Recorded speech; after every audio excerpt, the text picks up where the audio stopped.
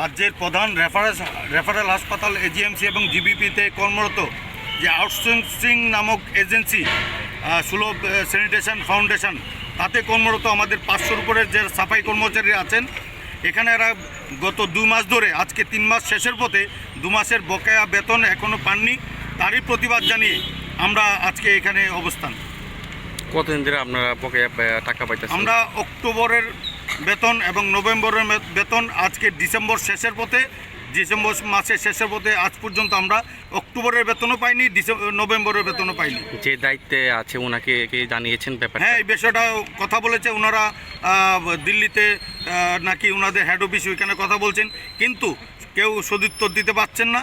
এর জন্য আমরা কালকে লিখিত কমপ্লেন জানিয়েছি মাননীয় MS স্যারের কাছে, এবং তার কপি ডিস্ট্রিক্ট ম্যাজিস্ট্রেট এবং ডাইরেক্টর হেলথ এবং পাশাপাশি লেবার ডাইরেক্টরের কাছে আমরা জানিয়েছি।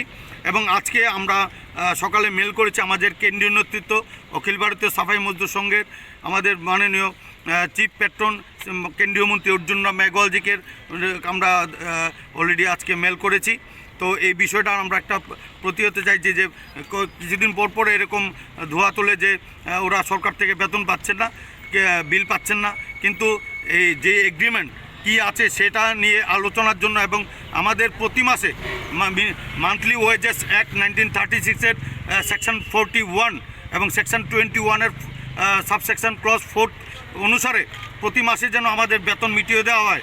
তাছাড়া আমরা 1970-র অ্যাক্ট টোটালি ভায়োলেশন করছেন, এই ভায়োলেশনের প্রতিবাদে আমরা দ্বারস্থ হয়েছি।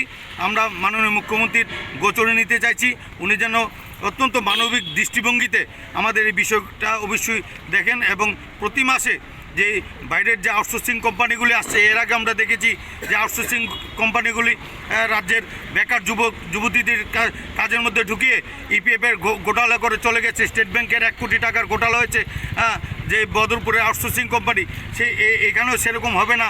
তার জন্য যে একটা নির্দেশিকা নীতি প্রণয়ন করা অবশ্যই দরকার। এই বিষয়গুলি আমরা জানিয়ে আমরা মাননীয় মুখ্যমন্ত্রীর গোচর নিতে চাইছি আপনাদের কাছে। রাজ্যের যে রাষ্ট্রবাদী সরকার আছে তার মুখিয়ার কাছে আমরা এই বিষয়গুলি আমরা তুলে ধরতে চাই। কতজন কর্মীরা আমরা এখানে? 500-র উপরে সাফাই কর্মচারী আছেন সুলভ স্যানিটেশন নামক আউটসোর্সিং এজেন্সির মাধ্যমে। আপনার নাম? আমার নাম তনুজ শাহ, আমি অখিল ভারতীয় সাফাই মজদুর সংঘের রাষ্ট্রীয় সচিব এবং ত্রিপুরার প্রভারী। আপনারা কোন জিবি হাসপাতালের তো না?